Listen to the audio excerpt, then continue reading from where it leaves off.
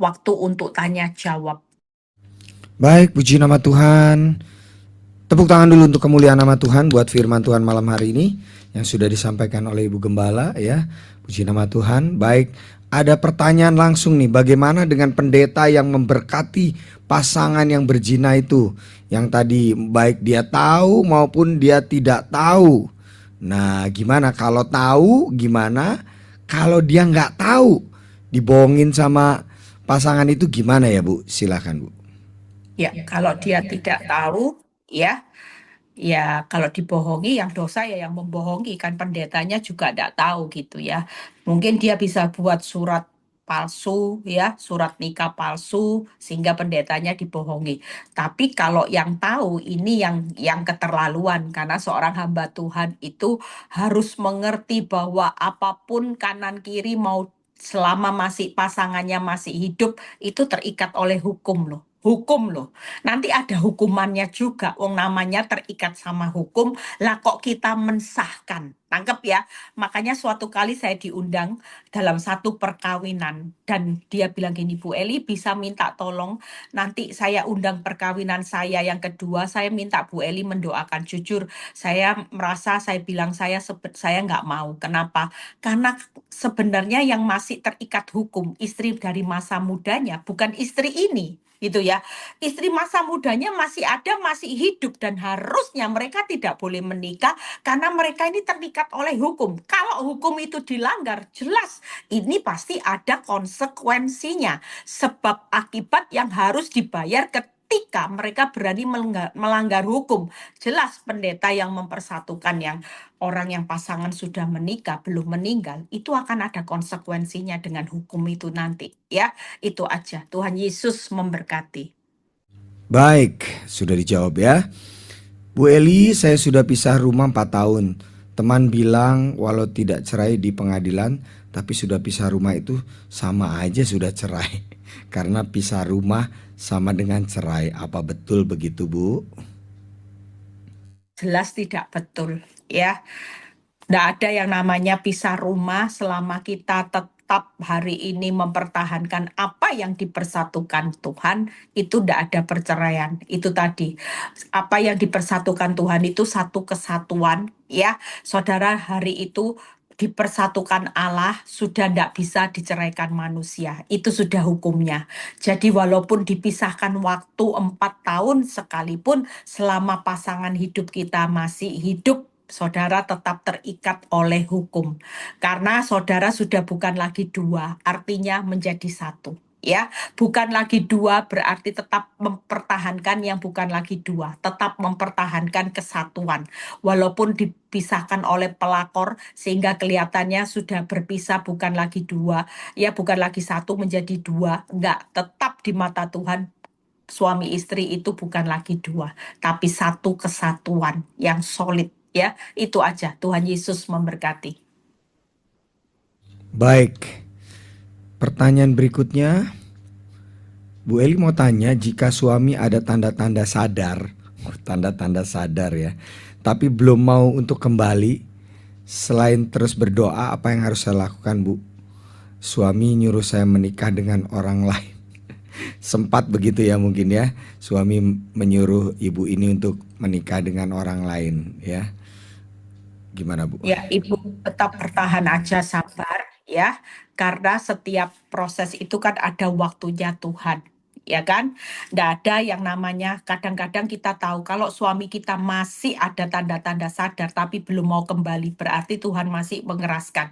Kalau Tuhan masih mengeraskan Firaun, ya suami kita, berarti Tuhan itu punya rencana yang jauh lebih besar nggak? Saya kalau 5 tahun Pak Nyoto sudah dipulihkan, saya nggak lihat hari ini Ibu Eli Kurniawati jadi pendeta, jadi hamba Tuhan, jadi PD Victory yang berbuah lebat. Nggak lihat saudara. Makanya jangan pernah takut. Yang penting saudara tetap berjuang. Mempertahankan apa yang dipersatukan. Itu aja. Bertahan aja. Saudara saya jadi juara bertahan. Mungkin sudah 15 tahun ya. Saya ini sudah banyak piala juara bertahan ya. Mungkin orang sudah banyak yang mau menceraikan saya dengan Pak Nyoto, beberapa orang. Semuanya nggak ada yang bisa berhasil. Kenapa? Karena saya tetap bertahan. Saya tetap istri istri masa mudanya Pak Nyoto sampai hari ini. Dan saya nggak mau bercerai. Saya tetap istri sahnya di mata Tuhan, ya.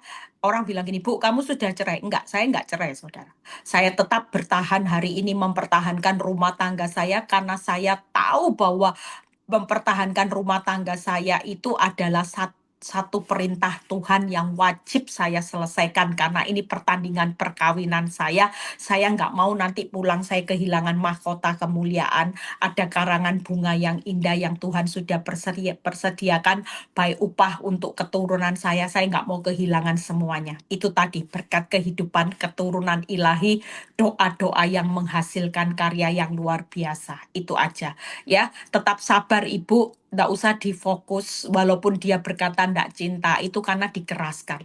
Nanti ingat ya, Tuhan mengeraskan hati Firaun, tapi Tuhan juga nanti akan memaksa Firaun ya, yang kecuali dipaksa oleh tangan Tuhan yang kuat. Suatu kali nanti suamimu akan dididik, dihajar, dipaksa sama Tuhan, akan kembali nanti ke jalan Tuhan. Itu bukan kedaulatan kita. Nah, itu waktunya berbalik. Ada banyak suami-suami dihajar dulu, dididik dulu sama tangan Tuhan. Ketika mereka mengalami benturan dan mereka sakit, mereka akan kembali kepada pasangan masing-masing. Tidak apa-apa, tidak ada kata terlambat. Ya, itu aja. Tuhan Yesus memberkati. Baik, puji nama Tuhan. Ada sebuah pertanyaan. Ini seorang ibu yang punya suami, dia bilang begini, saya akan tinggalkan selingkuhan saya, ya. Tapi juga istrinya disuruh untuk meninggalkan keluarganya atau putus hubungan dengan keluarganya. Gimana itu? Pilihan yang sulit berarti ya Bu ya. Jadi disuruh meninggalkan, istrinya disuruh meninggalkan keluarganya. Iya, kalau misalkan ingin si suaminya meninggalkan selingkuhannya, nggak apa-apa, saya tinggalin selingkuhannya. Tapi kamu juga tinggalin keluarga, harus putus hubungan dengan keluarga. Berarti ini kan suaminya ada masalah dengan keluarga mungkin. Ya, kalau menurut saya ya dari firman, karena waktu kita menikah, kita harus meninggalkan orang tua ya. Memang kita ketika menikah, kita sudah harus tunduk sama perintah. Tapi sekali lagi ada banyak rumah tangga yang awalnya memang dia harus legowo dulu, ditutup hubungannya dengan keluarganya sesaat. Ya, saya punya jemaat satu yang sudah dipulihkan, saudara. Jadi hari ini ketika mereka dipaksa untuk putus hubungan dengan keluarganya, si istri ini tunduk sama suaminya, dia ikuti suaminya. Dia sementara dia tega-tegakan dengan cara sembunyi-sembunyi dia hubungan dengan keluarganya, dia mungkin tidak pernah ketemu tatap muka. Tapi ketika doa-doa dia didengar Tuhan, suaminya tiba-tiba sadar ya, suaminya nggak tahu ngalami goncangan yang hebat. Hari itu suaminya datang minta maaf sama mertuanya. Nah, disitulah pemulihan terjadi. Selama itu belum waktunya Tuhan, maka kita harus legowo dulu ya. Kalau enggak nanti runyam jadinya. Kalau saudara meninggalkan suami, saudara juga bersalah. Lebih-lebih bersalah karena itu lebih baik ketika kita sudah menikah, kita pertahankan apa yang sudah Tuhan persatukan. Karena suami istri jadi satu daging, tidak bisa diceraikan manusia, termasuk tidak bisa diceraikan oleh mertua. Masa gara-gara orang tua kita menceraikan diri dengan suami kita? Itu lebih melanggar perintah. Alangkah jauh lebih baik kita legowo dulu, sementara memang akses ditutup untuk ketemu orang tua, tapi percayalah Tuhan punya batas-batas ketetapan. Amin. Tidak akan pernah selamanya, suatu kali pasti akan dipulihkan lewat doa-doa kita. Itu aja. Tuhan Yesus memberkati. Baik, puji nama Tuhan. Pertanyaan berikutnya, pelakor mengancam menggugat suami karena suami sudah nggak pernah ngasih nafkah buat anak dari hasil hubungan dengan pelakor gitu ya. Nah, karena memang suami sudah habis-habisan, udah banyak hutang juga gitu kan, udah susah. Bahkan suami berusaha untuk putus hubungan dengan itu dan udah nggak mau peduli dengan pelakor begitu. Nah, kabarnya anaknya itu apa suami tidak mau lagi tahu kabar tentang anaknya. Jadi pelakor sakit hati. Gimana harusnya sikap ini, Bu? Gitu. Gak usah takut kalau urusan sama pelakor, Tuhan di pihak kita, siapa lawan kita ya. Ibu udah usah berkecil hati, yang penting ibu jaga hati, doa, tutup bungkus semua dengan kuasa darahnya ya. Yang penting ibu harus jaga hati. Ada banyak orang yang kena serangan itu kenapa? Karena ketika pelakor berulah, dia sakit hati sama pelakor. Mulai takut, mulai was-was. Nah, ini mulai ketahanannya mulai kendor ya, sehingga apa? Orang yang takut khawatir itu akan dengan mudah untuk dikerjai sama iblis. Orang yang mulai hari itu sakit hati, ini juga celah akan jadi serangan balik.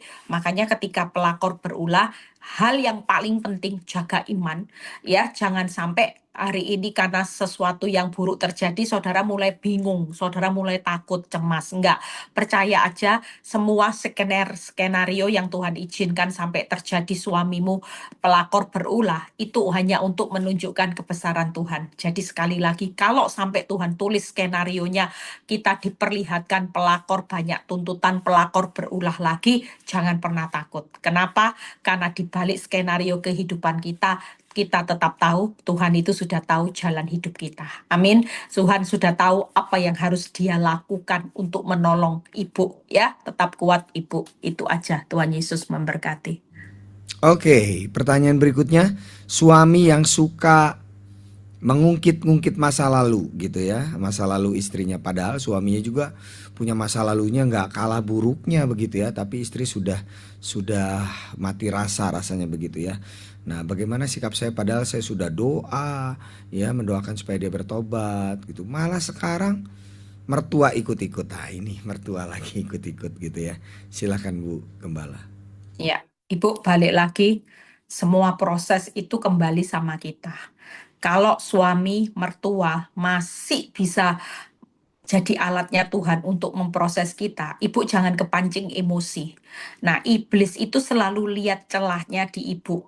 Waktu suamimu seperti itu, ngungkit-ngungkit, ibu mulai panas hati, ibu mulai geram. Maka iblis itu selalu mengulang-ulang apa yang dilihat sasarannya ibu mulai goyah. Tangkep ya, karena iblis itu nggak mau ibu hanya goyah, maunya ibu terpuruk, jatuh, hancur. Itu maunya iblis.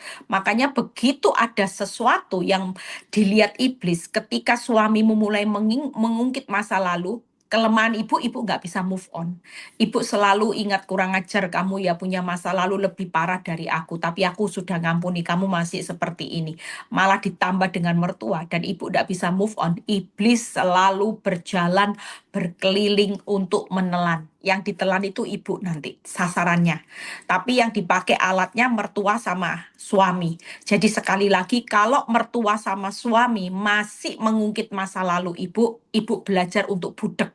Ibu nggak usah dengar karena hidup kita bukan dari apa kata suami, bukan dari masa lalu. Masa lalumu sudah berlalu, tapi bersama Tuhan, Tuhan sudah sediakan hari esok yang luar biasa. Ya, jadi ibu tetap jaga hati, berkata, aku nggak pernah mikiri apa yang dihakimi di masa lalu. Yang penting hari ini aku sudah hidup jalanku benar. Itu sudah menjadi satu kemenangan buat ibu. Itu aja ya. Itu yang paling penting. Peperangannya bukan melawan darah dan daging, tapi melawan trik-trik roh jahat di udara supaya tidak menghancurkan hidup ibu. Baik. Ya, ini bukan pertanyaan, ada ucapan terima kasih buat Ibu Gembala yang sudah menjadi mentor selama ini ya. Dan kemarin ya happy anniversary ya yang ke-19. Didoakan supaya tetap bersatu di dalam Tuhan ya. Puji nama Tuhan. Baik, untuk selanjutnya, pernikahan yang diberkati secara online. Ada ya pernikahan diberkati secara online. Mungkin waktu itu masa pandemi mungkin ya. Apakah sah? Dan bila berpisah apakah sesuai firman Tuhan berzina atau tidak? Wah, ini cari pembenaran ini ya kalau misalkan berpisah. Nah, apakah sah dulu, dan kalau berpisah juga ini juga sesuai dengan firman Tuhan nggak, ini berzina nggak? Ya, Gimana? kalau Silakan. dulu waktunya karena pandemi, ya tetap sah lah ya. Nggak ada yang pernikahan kalau yang mengesahkan ya seorang hamba Tuhan, ya seorang gembala, itu kalaupun dengan media Zoom sekalipun, online sekalipun, kan kita mengucap ikat janji juga, walaupun itu online ya. Jadi sekali lagi, pertahankan apa yang sudah Tuhan persatukan. Sudah. Bu, lah yang dipersatukan ini ndak baik sekarang. Dulunya baik, sekarang brengsek. Gimana Bu Eli? Tetap pertahankan. ya, karena kita menikah bukan dengan orang yang sempurna, kita menikah bukan dengan orang yang super hebat, yang punya karakter yang luar biasa. Yang hebat itu tetap Tuhan. Tapi percayalah, ada banyak kesaksian istri bisa menguduskan suami. Jadi masih punya kesempatan enggak? Masih punya harapan enggak? Nanti suatu kali dipersatukan dalam pernikahan yang luar biasa. Masih kesempatannya sangat besar dan pasti karena ini firman. Itu aja ya. Jadi tetap sah ibu, tetap bertahan karena ada banyak keuntungan yang ibu akan nanti dapat dengan bertahan. Itu aja ya. Orang yang bertahan sampai kesudahannya pasti selamat. Orang yang bertahan sampai kesudahannya pasti memperoleh hidup. Artinya bukan hancur. Bertahan untuk menang, bukan bertahan untuk kalah. Itu aja. Tuhan Yesus memberkati. Baik, ini ada pertanyaan yang saya nggak ngerti nih ya. Pertanyaannya, Bugem maaf mau nanya, hukum negara atau hukum Tuhan? Ada kitab mana ya Bu? Maksudnya apa ya? Yang mana ya? Ini tentang apa ya? Tolong diperbaiki lagi pertanyaannya, bisa diperjelas lagi ya. Nah, pertanyaan berikutnya, bagaimana kalau waktu menikah dulu itu belum di dalam Tuhan? Jadi masih pakai agama nenek moyang, mungkin agama yang lama ya. Kemudian setelah beberapa tahun punya anak gitu ya. Kemudian sudah percaya Yesus, tetapi kemudian bercerai malah. Sudah percaya Yesus malah bercerai. Apakah tetap mengharapkan pasangan yang sudah bercerai itu? Gitu ya. Kemudian istrinya sudah menikah. Jadi sudah bercerai, kemudian istri yang menikah ini seorang pria yang bertanya begitu ya. Nah, gimana Bu? Dulu Kalau menurut pernikahannya saya, ya, waktu pasangan ini bercerai kan sudah kenal firman. Nah, ngerti ya. Jadi balik lagi, kalau kita sudah dengar firman, kita tahu firman, ya tetap balik lagi ke firman gitu. Jadi waktu diceraikan kan sudah dalam keadaan bertobat. Nah, ini anehnya pada waktu sudah terima firman, terima Yesus malah bercerai. Seharusnya kan sudah terima Yesus, terima firman, tidak boleh bercerai karena Tuhan Yesus pasti membenci perceraian ya. Jadi sekali lagi suami yang ditinggal istrinya walaupun dulu pernikahannya masih bukan pernikahan di dalam Kristus, tapi karena sudah dengar firman, lebih baik sudah pertahankan aja. Kalau kita sudah dengar firman, kita bertahan karena kita mau taat dengan apa yang jadi perintahnya Tuhan Yesus. Toh sampai hari ini kan kita jadi orang benar. Kalau Tuhan di pihak kita, ketika kita bertahan, bertahannya untuk menang. Tangkap ya. Jadi Bapak bertahan untuk menang, Bapak bertahan untuk memperoleh kebahagiaan kembali dalam rumah tangga yang sudah dipersatukan oleh Tuhan. Itu aja. Tuhan Yesus memberkati. baik, pertanyaan berikutnya. Oh, ini pernyataan ya, bukan pertanyaan. Suami sudah menikah diberkati pendeta Bu. Saya dan anak-anak hanya bisa berdoa. Ya, ya bisa berdoa terus ya. Supaya suaminya benar-benar alami pertobatan ya. Kemudian, oh ada komen juara Bugem. Oke. Bu, gimana kalau suami alergi ke gereja? Ada ya alergi ke gereja. Dan anak-anakku juga jadi yang mengatakan tidak perlu ke gereja. Jadi ada yang mengatakan tidak perlu ke gereja. Nah, ini karena melihat contoh dari bapaknya. Gimana ini, Bu? Ya, ya kita tetap berdoa aja. Kan istri penolong. Satu orang selamat, seisi rumah selamat. Dipegang itu janji Tuhan ya. Saudara tetap doakan, pasti suatu kali anak-anak akan dijamah, suami akan dijamah Tuhan dengan caranya Tuhan. Karena waktu kita berdoa, kita pasti percaya ya. Saya percaya setiap rumah tangga itu akan mengalami proses masing-masing kok. Anak-anak nanti yang bebal juga berproses sendiri dengan Tuhan. Ya, suami-suami yang didoakan bebal nanti akan berproses sendiri, bukan berprosesnya sama kita. Tangkep ya. Tapi masing-masing nanti akan berproses dengan Tuhan. Karena saya terlalu percaya di Wahyu 3 ayat 19 itu pasti digenapi. Berbahagialah engkau jika engkau kudidik dan kuhajar. Ya, artinya Tuhan pasti akan membawa orang-orang yang kita doakan itu pasti ngalami didikan hajaran yang berproses sendiri. Jadi bukan dengan kita berprosesnya. Biarkan dengan caranya Tuhan sendiri nanti berproses. Itu aja ya. Tuhan Yesus memberkati. Baik. Nah, Ini pertanyaannya cukup bagus karena berkaitan dengan pernyataan dari Ibu Gembala tadi tentang orang tua tuh jangan ikut campur masalah rumah tangga anak-anak. Seharusnya begitu, seharusnya ya. Seharusnya begitu. Nah, ini ceritanya suaminya ini udah jarang pulang ke rumah. Bahkan sering pulang ke rumah orang tuanya dan orang tuanya tahu kalau anak itu berselingkuh, anaknya berselingkuh. Nah, seharusnya kan ini kesempatan untuk orang tuanya menasehati anaknya karena sering pulangnya ke rumah orang tuanya. Karena saya dan suami sudah jarang komunikasi sejak dia sering mengancam untuk bercerai. Bagaimana, Bu? Nah, itu peran orang tua bagaimana kalau seperti itu?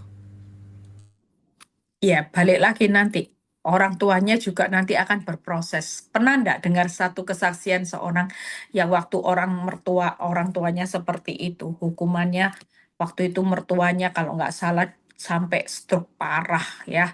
Jadi jangan main-main juga. Orang tua juga yang sudah kenal kebenaran, kalau dengan sengaja juga ya melawan kebenaran, nanti juga itu juga akan sudah tahu anak tidak boleh diceraikan tapi dipaksa untuk cerai. Nanti itu juga akan ngalami loh yang namanya berproses juga dengan Tuhan. Itu aja.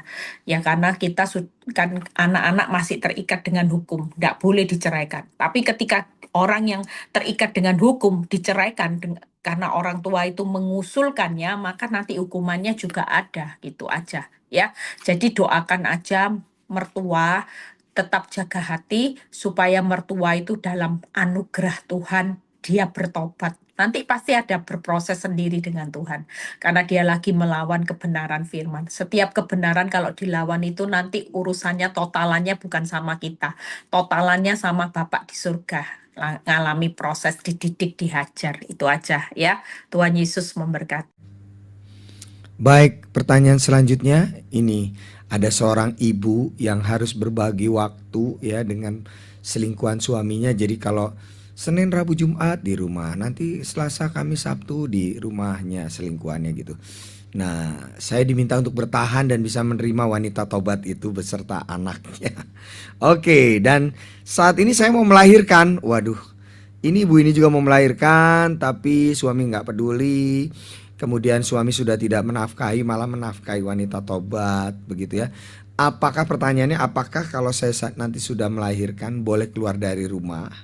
Ya, mungkin dia akan tinggal di rumah orang tuanya karena sekarang ini juga suaminya melarang untuk supaya orang tua dari ibu ini datang untuk berkunjung atau apa proses melahirkan begitu. Nah, apakah boleh dia keluar dari rumah itu karena siapa yang bisa bantu dia lagi karena suaminya sudah nggak bisa ngurusin dia gitu. Mungkin akan tinggal di orang tua, mungkin begitu ya kelihatannya. Silakan. Ya, kalau menurut saya dengan tinggal di orang tua nanti berarti meninggalkan suami kembali ke orang tua ya. Ketika kita sudah menikah, kita ini meninggalkan orang tua bersatunya dengan suami. Jadi jauh lebih baik tetap bertahan aja di dalam rumah. Saya terlalu percaya bahwa Tuhan itu pasti kasih penolong yang baik ya. Mungkin nanti kita ada penolong orang-orang yang akan dikirim. Saya terlalu percaya itu. Setiap kali kita membela kebenaran, kebenaran itu pasti membela kita. Jadi jangan takut Ibu kalau Ibu berdiri dengan kebenaran karena Ibu tahu firman bahwa ketika ibu menikah, ibu meninggalkan orang tua, bersatunya dengan suami, dan apapun suami kita, maka kita tetap mempertahankan apa yang dipersatukan. Maka saya terlalu percaya bahwa nanti kebenaran itu akan berperang buat ibu. Ibu akan melihat kemenangan. Ketika kebenaran itu berperang, maka kebenaran pasti memerdekakan, memulihkan rumah tangga ibu menjadi indah. Itu pasti. Jangan takut ya. Yang penting kita berdiri di kebenaran. Itu paling penting. Karena kebenaran itu sedang berperang. Saudara jangan berpikir ketika saudara melakukan kebenaran kok tambah parah ya Bu Eli, tambah kayak keset. Enggak. Karena kebenaran itu lagi berperang terus. Ketika dia berperang, maka pasti ada pemulihan, pasti ada kemerdekaan, pasti ada kemenangan. Itu pasti. Ya, yang namanya laut belum terbelah nanti akan terbelah. Kenapa? Karena ketika kebenaran berperang, tidak ada satupun kekuatan yang bisa mengalahkan kebenaran itu. Tuhan Yesus memberkati. Jadi tetap bertahan Ibu, ya. Pasti Tuhan kirim penolong yang baik buat nanti setelah melahirkan. Baik, pertanyaan selanjutnya. Saat suami sedang ada di dalam proses menghilang dan tidak bertanggung jawab, tapi saya tetap bertahan dengan pernikahan ini. Apakah tidak berdampak pada anak-anak kami yang disebut kutuk zina atas perbuatan papahnya? Apakah anak-anak kena kutuk zina atas perbuatan papanya? Begitu, Bu. Makanya yang saya bilang, istri itu kalau menolong, kenapa istri itu pewaris kasih karunia? Jadi waktu tongkat imamnya ndak benar, istri yang pegang tongkat iman. Jadi waktu kita ndak bisa, papanya berzina, tapi kan kita mempertahankan kebenaran. Maksud saya ngerti, kita tetap terikat dengan hukum, kita tetap mempertahankan kebenaran. Ini kan belum ending. Jadi kita nggak bisa ngomong bahwa suami berzina gimana. Memang sekarang kelihatan suami berzina, tapi nanti suatu kali kalau kita bertahan mempertahankan apa yang dipersatukan Tuhan, maka nggak jadi berzina lagi, dirubah waktu sampai waktunya Tuhan, maka ada berkat keturunan ilahi, ada berkat kehidupan selamanya, ada doa-doa yang dikabulkan luar biasa. Tangkep ya. Jadi nggak mungkin ibu-ibu yang bertahan dengan suami yang berzina sekalipun punya anak, ketika saudara tetap berdiri di atas kebenaran, saudara tetap mempertahankan apa yang Tuhan persatukan, itu hasilnya semuanya akan hancur. Enggak. Memang sekarang kelihatannya berzina. Seperti misalnya kayak orang lihat rumah tangga saya. Loh, sampai sekarang suami masih berzina, gimana Bu Eli? Ya memang, tapi ini kan belum ending, tangkap ya. Saya kan masih berdiri untuk mempertahankan. Dan waktu Firman berkata, orang yang bertahan sampai kesudahannya pasti selamat.